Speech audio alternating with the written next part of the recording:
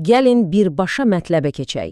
İnternetin demək olar ki, əbədi kralı olan Google, onun taxtı heç gözləmədiyimiz bir yerdən süni intellekt fırtınası ilə laxlayır. Biz isə bütün bu hekayəyə, bu mübarizəyə birbaşa kralın öz sərkərdəsi Sundar Pichai'nin gözü ilə baxacağıq.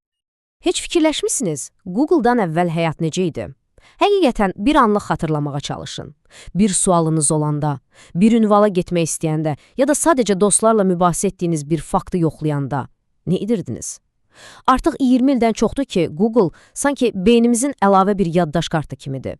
Yəni o sadəcə bir axtarış motoru deyil, həyatımızın ayrılmaz, görünməyər bir hissəsinə çevrilib. Bax, amma vərdişlər dəyişir, elə deyilmi? İndi cavabları tapmaq üçün yeni qapılar peyda olub. Sizinlə söhbət edən, sizin üçün mətnlər yazan, hətta şəkillər yaradan süni intellekt alətləri. Bəs onda sual yaranır. Bu yeni dünyada Google'ın erası bitirmi? Və bu dəyişiklik bizim üçün, yəni məlumatı necə axtarıb tapmağımız üçün nə anlama gəlir?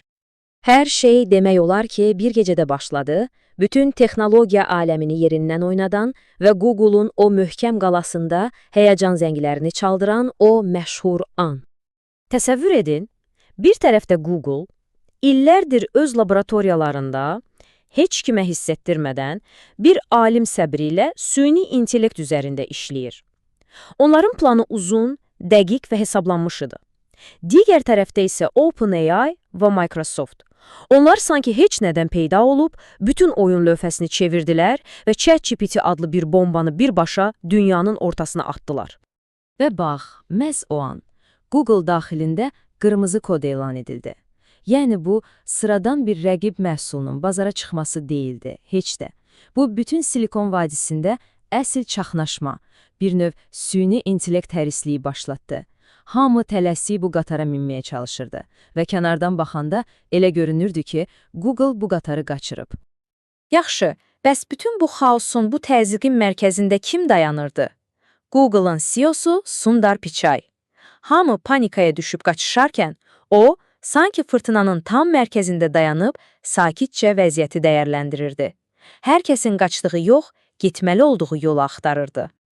Əslində, Pichai üçün bu vəziyyət qəfil bir zərbə deyildi. Axı o, hələ 2016-cı ildə şirkətin sükanını AI First, yəni öncə süni intellekt istiqamətinə döndərmişdi. Düzdür, ChatGPT-nin gəlişi planlaşdırılmamış qəfil bir imtahan oldu, amma mövzu özü illərdir hazırlaşdıqları bir mövzuydu. İndi sadəcə vaxt gəlmişdi ki, bütün o nəhəng şirkət bu imtahandan üzağ çıxsın.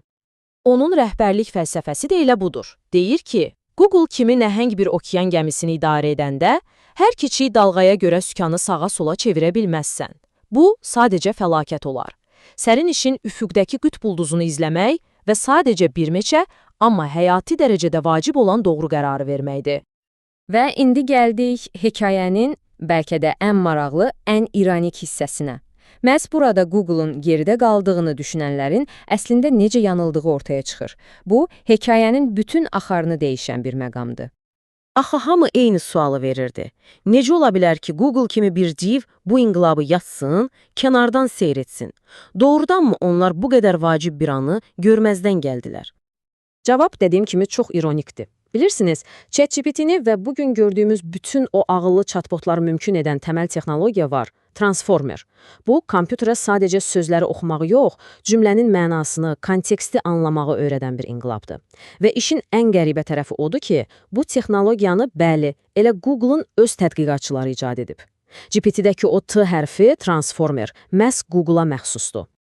Həm də elə-belə icad edib rəfə qoymayıblar. Google illərdir ki, bizim gündəlik istifadə etdiyimiz axtarış sistemini daha yaxşı etmək üçün məhz bu Transformer texnologiyasından istifadə edir. Yəni, onların rəqiblərdən hər zaman bir addım öndə olmasının səbəblərindən biri də bu gizli silah idi. İndi isə plan budur. İllərin bu təcrübəsini götürüb, öz yeni super modeli olan Gemini ilə birləşdirmək və süni intellekt yarışında liderliyi qəti şəkildə geri almaq.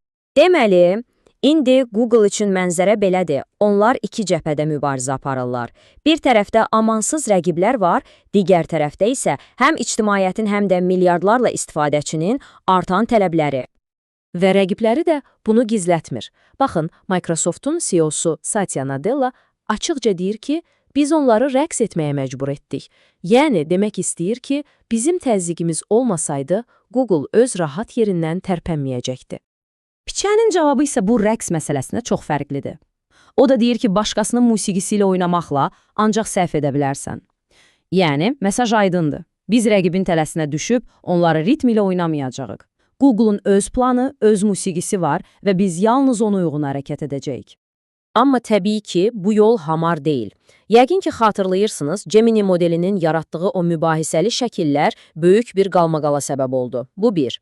İkincisi, süni intellektin Google'ın o nəhəng reklam biznesini kökündən sarsıda biləcəyi təhlükəsi var.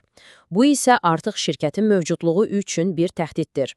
Lakin Pichai bütün bu problemlərə çox açıq yanaşır. Səhv olanda deyir ki, bəli, səhv etdik, düzəldəcəyik. Biznes modelinə gələndə deyir ki, fundamental prinsiplər dəyişməyəcək və köhnəlmək, dinozavra çevrilmək qorxusuna qarşı da bir devizi var. Yalnız paranoyaklar sağ qalır. Yəni, yekun olaraq Pichai'nin fikri budur. Google üçün əsl təhlükə nə Microsoft'u, nə də OpenAI. Əsl ən böyük düşmən elə öz içlərindədir. Bu, arxayınlıq ola bilər, ləngilik ola bilər, yəni öz qurduqları möhtəşəm planı həyata keçirə bilməmək riski. Və bu da bizi son əsas suala gətirir. Maraqlı bir fakt var, Google'un öz kampusunda həyətində böyük bir dinozavr skeleti var. Bu bir xatırlatmadır ki, bir vaxtlar dünyanın nəhəngi olanlar belə dəyişə bilməyəndə yox olub gedirlər. Və sual budur, texnologiya dünyasının o qızıl qanunu, yəni yalnız paranoyakların sağ qalması prinsipi, internetin bugünkü kralını növbəti dinozavra, yəni tarixə çevrilməkdən xilas edə biləcəkmi? Bax, bunu bizə yalnız zaman göstərəcək.